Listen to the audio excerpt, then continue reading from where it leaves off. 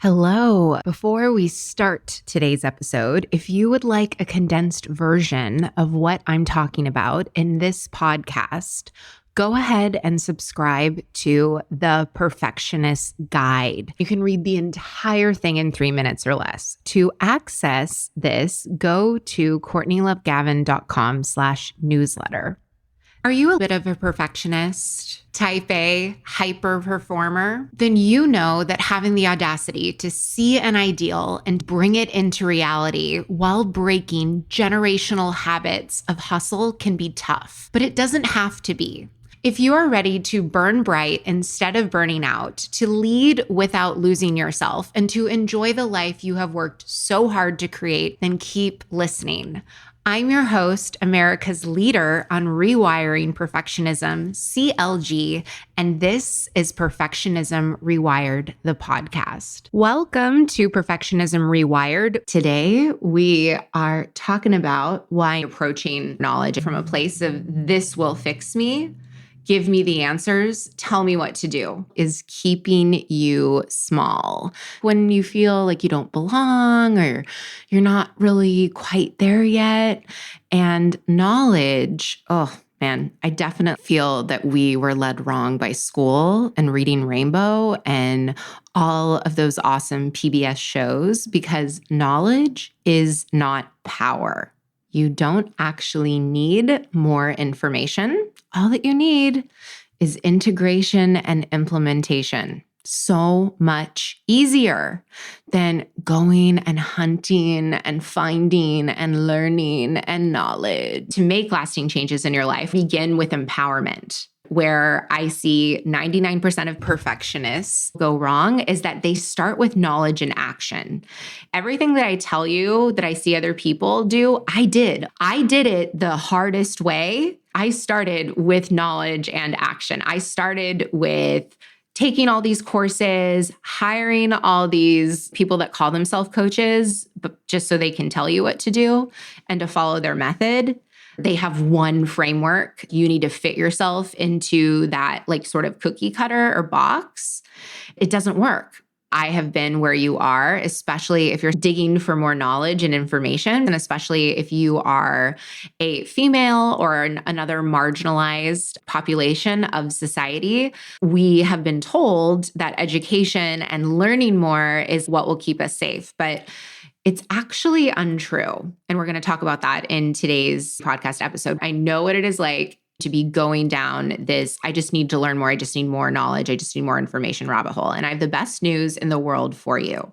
You don't actually need to learn more in order to get the result that you want. You don't need any more information. There is way too much research out there. Adding more and more knowledge on top of a misaligned, crumbling foundation, that's not going to help you feel less like an imposter or to help you break through or overcome or skyrocket or whatever jargony word we're going to put there. More knowledge, more problems, as Biggie says. It's only going to make it worse, and here's why. Reason number one, when we are looking for, I just need to learn this thing. I just need to figure out, you are believing that the answer is outside of you.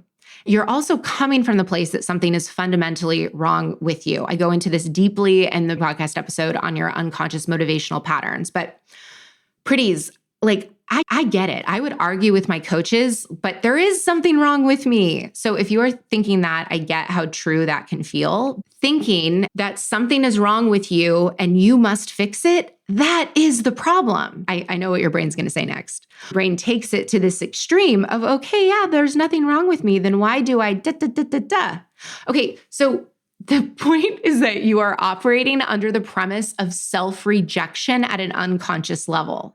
If you are coming from the place of you need this knowledge and you need to read these things, and it is coming from the place of you're not good enough, you are rejecting yourself at an unconscious level, and that never bodes well. Listen to episodes 81 and 82 for more about this. Reason number two, information is a fancy way of keeping you in the problem instead of the solution. You're thinking, I'm not going to take any action until all of this knowledge is accumulated. And until you have all these things dialed in, I was just coaching a client on this last week where we were talking about her asking for a raise. And she was saying, well, I'm not going to take any action until I've talked to this person, this person, this person, and I know this, and I have this research. But all that that's doing, it's just procrastination in a fancy costume. It slows you down. This is why women and minorities, this is why we earn less money. You don't ask for a raise until it's time. You don't even have the core fundamental belief that you have value and that if they don't see it, that you could go find a job somewhere else. When you are relying on information, you are completely arresting your progression. Your brain believes if you know how, you will do it. That is complete bullshit. We are in the age of information overload. If all we needed was information, we would all be billionaires. Like, life ain't like that. It's not about the how. It's the wisdom that you actually glean from the implementation. It is from the integration. It is from the activation. And that is the number one thing you don't want to do. And I know this because I coach humans just like you every week. And it's I forgot to do this. You didn't actually forget. You just didn't really want to. And that's okay. And let's explore why. But notice it's always like when the rubber hits the road, you know all the information and you prepare a lot of the time too. I prepared so much when I was in corporate to have these conversations. I would even prepare with my coach. I would have everything written down on my clipboard and I'm like, okay, I'm going to go in there and this is what I'm going to say. And then one thing would happen and it would be like, he doesn't look like he's in the mood to talk. And then I would just completely shut down. I want to ask you some questions. How many podcasts have you listened to the past month? Like, just estimate. How many articles have you read? How many books, audibles, masterclasses, documentaries, magazines, webinars, informative Instagram slideshows? How many, step into the truth booth with me right now. Are you being a consumer or a creator? Are you activating what you learn? Your brain at most will retain 20% of the information from consuming, from listening to a podcast, watching a movie, reading 20% max. That is if you're not multitasking, which I know most of you do. If you are half listening, if you are washing the dishes or driving in a car while you're listening, if you're fucking around on your phone, but usually it's closer to 8%. So out of everything that you're listening to right now, it's more likely closer to 8%. But your brain doesn't know that. Your brain thinks, oh, we listened to that podcast. It just didn't help. We need more. This is why I recommend to my private clients, which I'm giving you this tip now for free. So write this down, the 3X approach. When you consume new information, agree that you will absorb the information completely 3 times over 5 days in 2 different ways. What I do with podcasts, for example, new podcasts that I listen to, I will listen to it once while I'm on a walk. And then I will listen to it again while I'm sitting quietly and taking notes.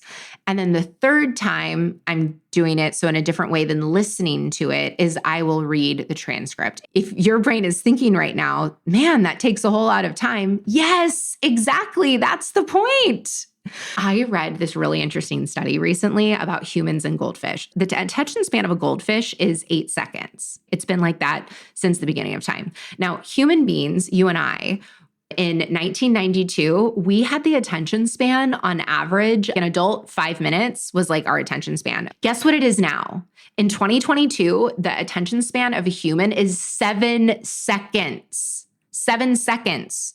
We have less right now of the attention than a goldfish. You don't want to be a goldfish with your attention span. We want to reverse that. If you can't commit to absorbing the information 3 times over 5 days, here's the simple answer. Don't consume it. Yeah, I get it. This will be really hard for your mind. It will probably argue with you. You get an instant rush from gobbling up more knowledge. You literally get hits of dopamine every time you learn new shit. Every time it's ooh, and sometimes it's just the anticipation, ooh, yeah, new information, yeah. But right now, I'm going to tell you what no one else will tell you. Other people are too polite, but luckily I'm not. Here's the truth. Your brain be bloated and it's constipated AF. So get intentional about it. You eat vegetables, you drink water, and you care about what you consume. Even if it is the organic ice cream from Whole Foods, your diet staples are not gas station hot dogs. Treat your mind and energy with the same reverence and dignity as you do with the food that you put in your body. Number 4 reason, seeking out information and knowledge is keeping you locked in stress cycles. We tend to use information and knowledge to make us feel safer, but knowledge is not safety. Knowledge is not safety. I might get that as a chest piece tattoo. Like, knowing everything doesn't keep you safe from harm. Life is not school. There is no syllabus or grades, and knowledge isn't the problem. The issue is why you don't trust yourself that you already know enough.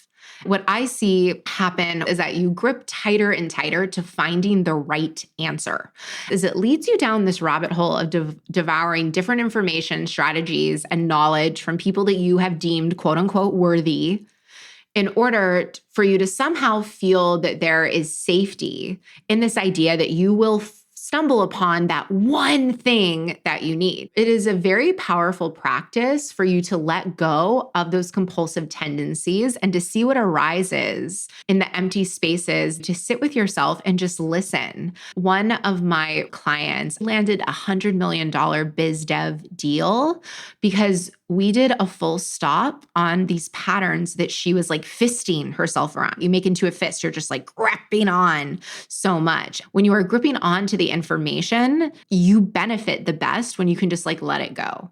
And this is reason number 47,952 why you becoming a private coaching client is a winning the lottery experience, because you don't have to figure anything else out. Like, I got you. You don't have to research and look stuff up. Literally, it's my job. I dedicate at least 20 hours every week to my own learning, development, and integration. So it's not just like information that's sitting in a notebook. It's like, oh, I did this. I experienced this. I was extremely uncomfortable. I do all of this stuff for you. And I pay for access to the brightest minds and the latest studies. It's why I have a bajillion certifications and degrees. Think about how much time and energy you would get back by quenching your thirst for knowledge with the liquid gold that you get by becoming a private one-on-one coaching client. And the 5th reason, number 5, is your core identity. Look at what it is that you're telling yourself. When you are telling yourself, I don't know how to say this, I don't know how, those are identity statements. When you say them, you live them. You identify with what it is that you are saying instead of, in that moment, recognize and ask yourself,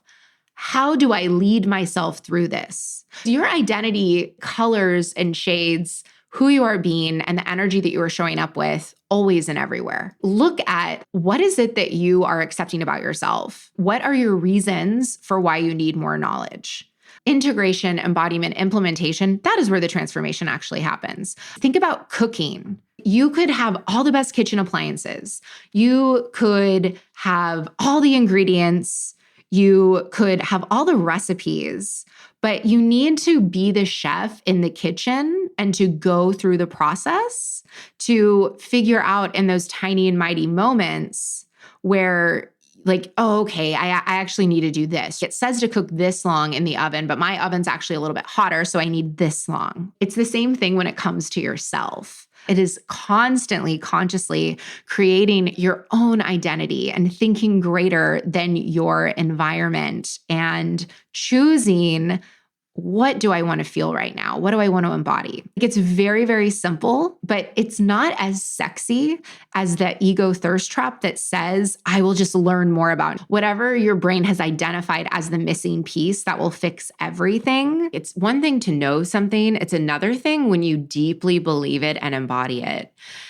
But what does work is for you to recode in your identity. When your identity changes, the habits and the behaviors and the feelings and the, oh, I'm not really sure what to say, all of that, it just dissolves.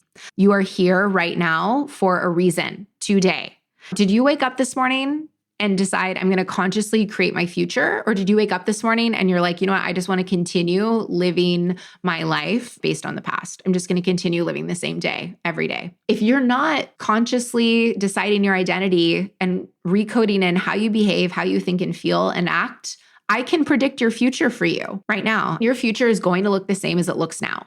Your bank account will look the same. Your friends will look the same. Your job, your career will look the same as it is now. Where you are in your business will look the same.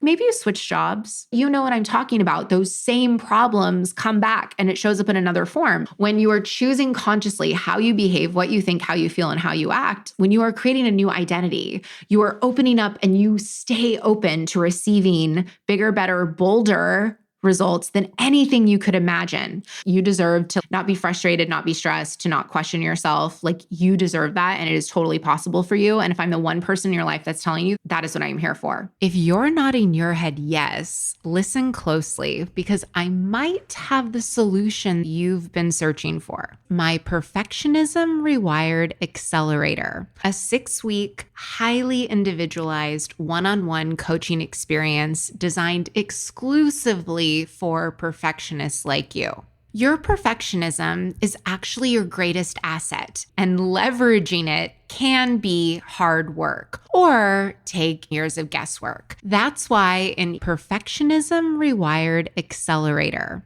I give you my key frameworks to taking charge of your Ferrari drive, proven to work even for the most type A, high-strung, stubborn perfectionists. In the first 30 days, you will cut your burnout in half, increase your professional fulfillment by at least 150%, and your self-compassion will go up at least 250%. And that is just your first 30 days. So if you want to save yourself years of trial and error, go to CourtneyLoveGavin.com/accelerator today. Or if you want to take the easy way, just click the link in the show notes to check out the Perfectionism Rewired Accelerator.